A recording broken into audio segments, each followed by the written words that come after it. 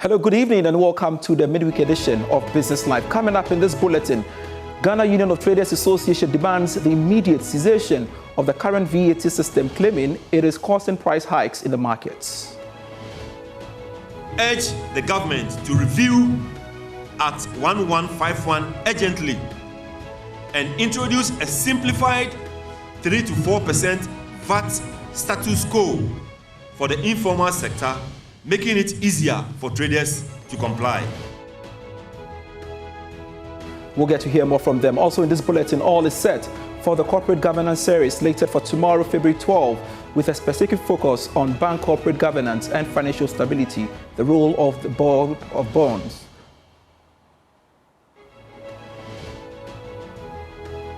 Plus, we will tell you how CEO of Mind Snacks, Elizabeth Okoro, is turning her passion for healthy food into a thriving snack business. We have details of this and more lined up for you. Please stay.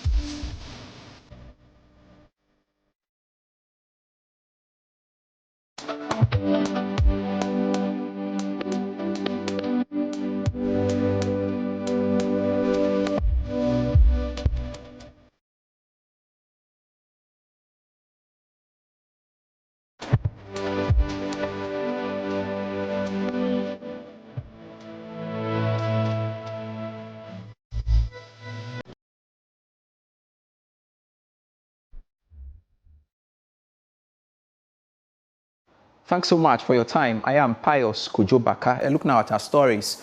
The Ghana Union of Traders Association has issued a stern warning to government and the Ghana Revenue Authority demanding an immediate suspension and review of the VAT Act 151. Addressing a press conference today, GUTA President Clement Boateng warned that the current implementation of the Act is stifling the trading community and could lead to widespread industrial action if their grievances are not addressed. More in the following report. GUTA! Our business. GUTA. Our business. GUTA. Our business. Speaking at a charged press conference on behalf of the trading community, GUTA President Clement Boateng expressed concerns over what he described as the cumbersome nature of the current VAT Act and called for its immediate withdrawal. This regime poses a significant challenges to the trading community, and if not addressed urgently, will negatively impact business operations, leading to increased costs for consumers and then potential job losses. We therefore propose the following solutions. 1. We urge the government to review Act 1151 urgently and introduce a simplified 3 to 4% VAT status quo for the informal sector, making it easier for traders to comply. Joseph Paddy, Vice President of the association, lamented the dire effect of the new VAT reform. Let's do this simple calculation. You come to my shop and buy a Sprinter engine for your truck, and I give it to you for 50,000. The government is saying I should take you a tax component of 20% or the 50,000, which means you are going to pay extra 10,000 for the same engine that I'm giving you for 50,000. Now it's going to become what? 60,000. So it's going to cause price increment. GUTA also faulted the Revenue Mobilization Authority for failing to adequately engage stakeholders prior to implementing the new VAT regime. Following the budget presentation, we met with GRA and highlighted several implementation challenges. We mutually agreed on education and sensitization program and the formation of a technical committee to address these challenges. Despite our efforts, GRA has not respected the resolution that all of us agreed on. Instead, they have formed a task force to harass and coerce traders into submission. The press conference concluded with a demand for the immediate withdrawal of the newly constituted Revenue Mobilization Task Force, with Gutta alleging that some actions by the GRA amount to intimidation of traders. We demand that GRA halts all harassment of traders and engage in meaningful dialogue to address the challenges posed by this Act 1151. Meanwhile, the GRA insists the new VAT Act 1151 will not spike prices, contrary to what Gutta alleges. For Joy Business, Atase Nyako.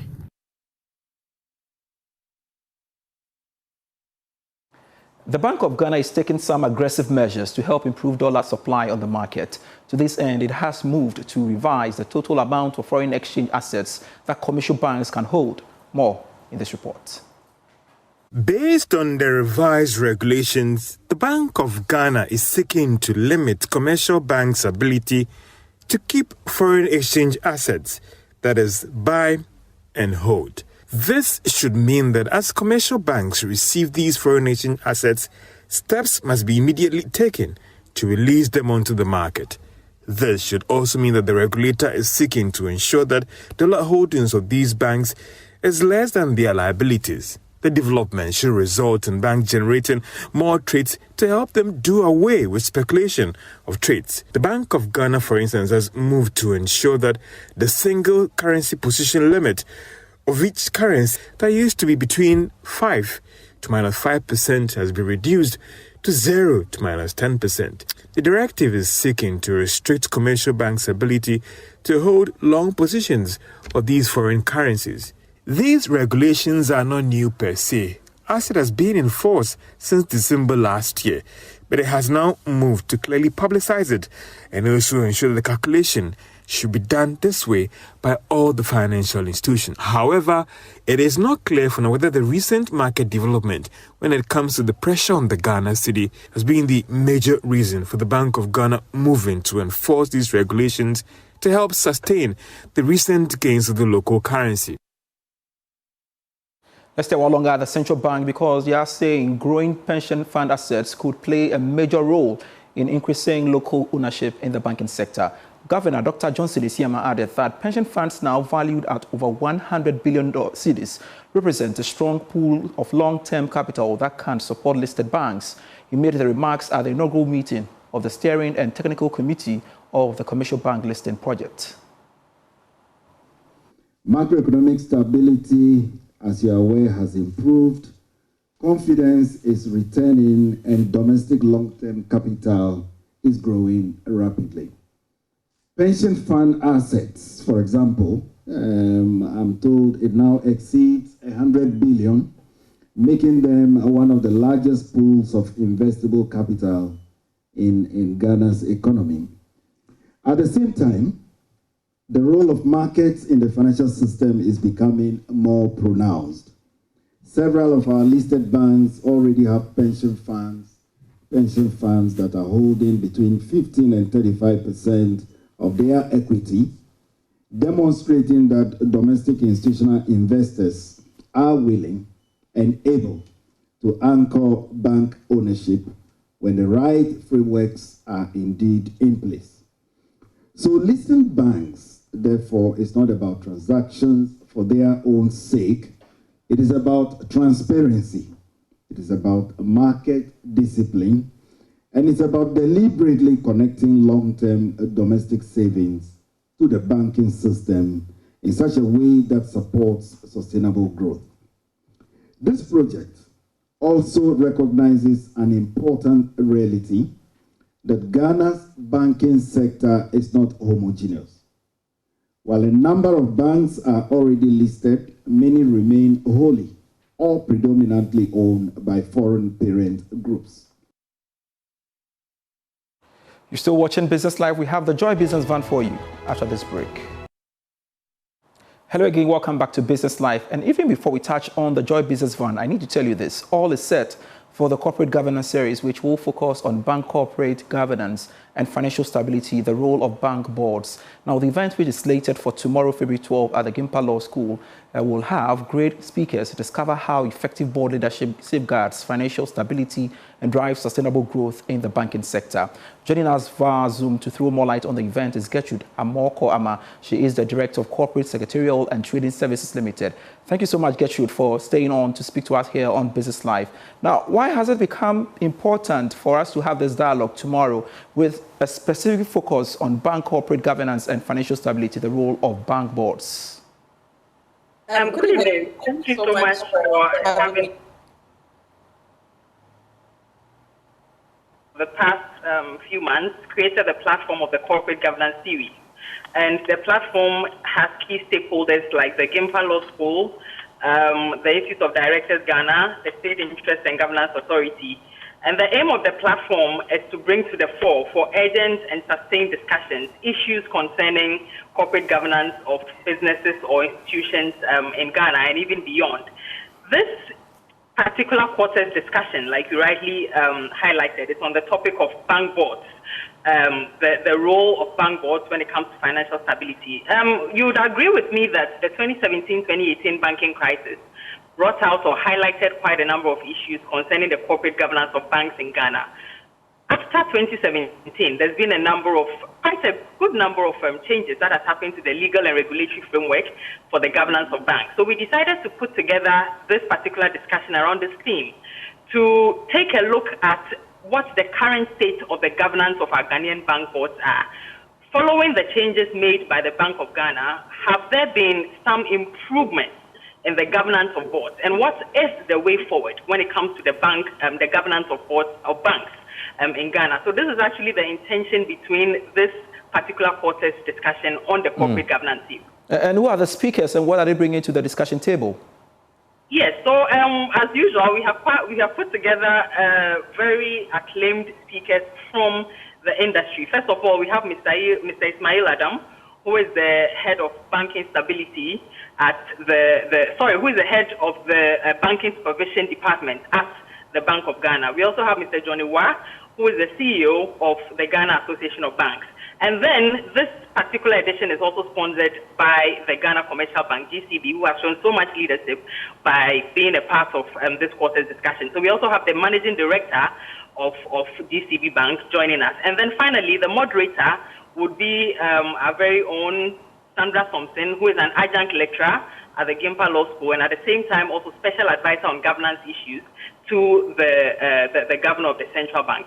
Just by looking at this list, you can tell the wealth of experience and the wealth of knowledge that the speakers and moderators that we have put together are bringing to this table. And before that, we'll actually have Mr. Kenneth Gase, who is a seasoned governance expert and researcher and also a lecturer at the University of Ghana School of Law, giving a presentation on bank governance generally before we venture into the discussion. So this is a wealth of experts that we are putting together for this particular discussion. Great. After all said and done, now, what are the expected outcomes and who can participate really? Yes, so a few months ago, in November last year, we had a discussion on the corporate governance of state-owned entities, and that discussion was very, very fruitful and very productive.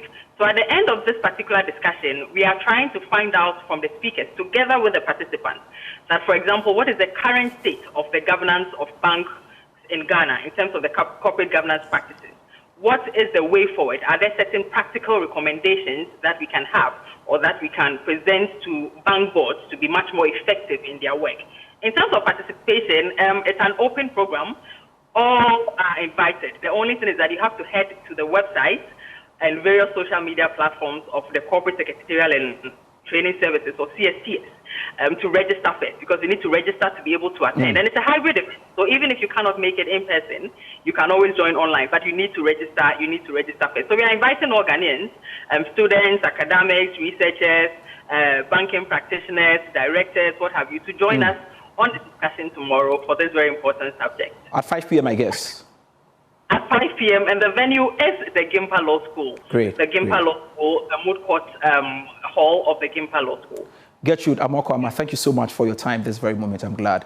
Now, let's touch on the Joy Business Van now. From banking to project management, Elizabeth Okoro has explored diverse career paths, but nothing quite beats her true passion for making healthy food. Today on the Joy Business Van, the CEO of Mind Snacks will take us to a factory where flagship superfood granola is produced. Here is Elizabeth recounting the journey. Elizabeth. Hello, Joy Business Van. My name is Elizabeth Okoro, CEO of Mind Snacks, and welcome to our factory.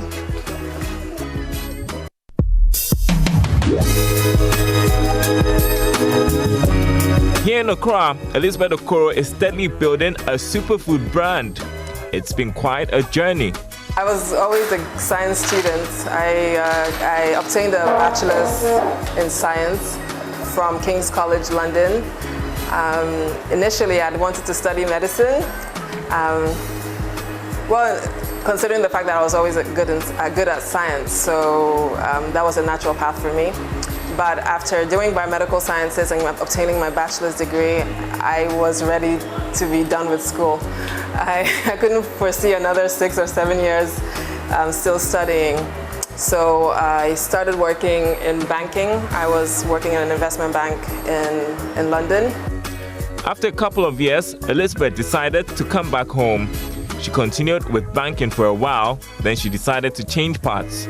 She started a career in project management at an infrastructure company. After 4 years, I had also reached, I'll say, my limit as to what I felt that I was able to give to the company and to the business. So I quit. I quit without a plan. I had just had enough. It didn't feed my passion. And I was at the point where I'd wake up in the morning and I wasn't excited. I wasn't happy to go to work. And, you know, it was always a struggle to get to work. And I didn't want to be doing something that didn't feed my passion. So I quit without a plan. I didn't have anything lined up. And I was home for quite some time. I was home for a couple of months. Being home gave her the opportunity to reflect on what she wanted to do with her life. Elizabeth got an idea that birthed a business. Something that I've always loved is food. Anybody who knows me will tell you how much of a foodie I am. And I'm always coming up with new recipes, experimenting with new ideas on what to eat next. When I wake up, it's what I'm eating for lunch, what I'm eating for dinner. And a lot of my friends used to come to me asking me to make things for them. And I've always made granola. So that's how Mind Snacks was born.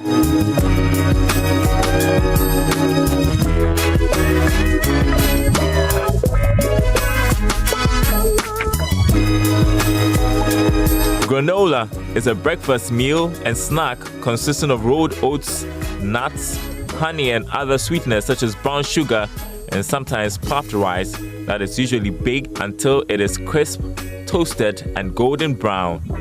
I made samples, packaged some samples, approached a few of the local stores, went to a local gym, and they asked me to come up with pricing, and that's how we started. So Mind Snacks has been in operation since 2016. It started on a small scale. It was just me in my mom's kitchen, baking the granola, packaging it, and taking it out and distributing it in my car myself. It got to a point where the demand was so much that I needed to bring more people on board. And I decided that if I was going to do something, that I needed to do it properly. And let's not do it as a side hustle. Granola is of course not the first thing that comes to mind for most Ghanaians as an option for breakfast or snack. Elizabeth and her team had and still undertake activation campaigns to promote her product. For me, it was crucial that if I wanted to reach out to the masses, I needed to be in those places. So once we were at the Max Marts, the Palaces, the ShopRite, the Game, set up activation points in there, get people to try it. For us, the key point is once you try it, it's difficult to say that no, you're not going to like it. When I had supermarkets actually calling me to bring my products to them rather than me chasing necessarily after them like I used to at the beginning, then I knew that, okay, my products is having more of an impact and people are becoming more aware of it.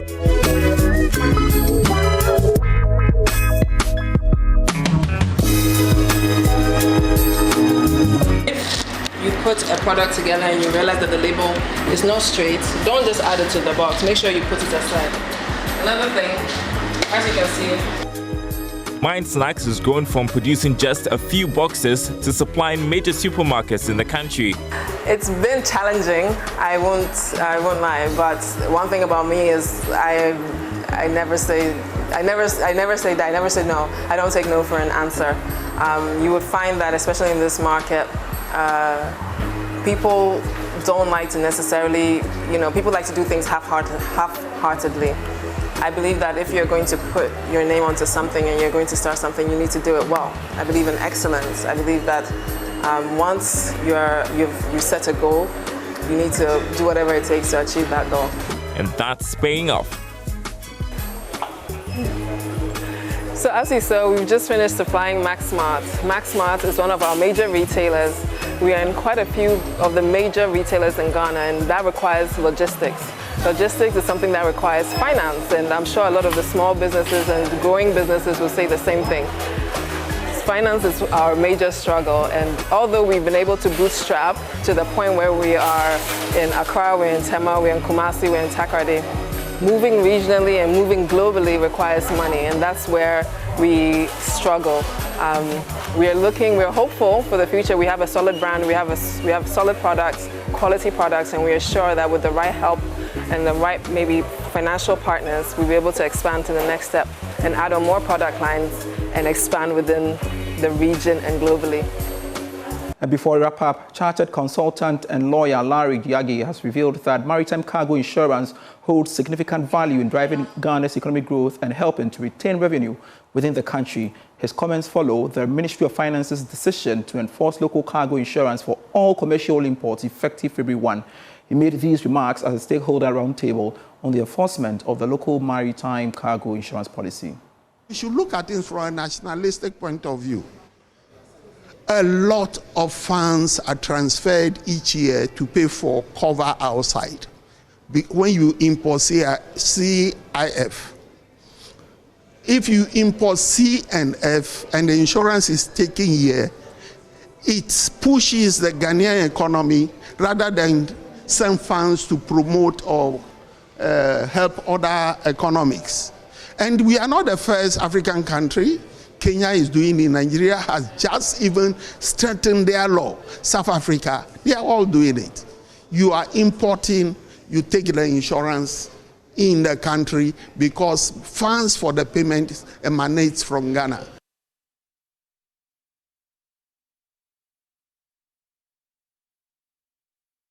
That's it for the bulletin. I am Pius Kojo Baka, but feel free, do log on to myjoyonline.com/business. All right, let's get some quick read on that portal. Halt implementation of VAT, restore flat rate system, or face arrow. That's according to the GUTA, charging the GRA. Also on that portal, you see new VAT won't spike prices. GRA hits back at Abosiokai traders. We have more stories when you log on to myjoyonline.com/business. Glad serving you. I am Pius Kojo Baka.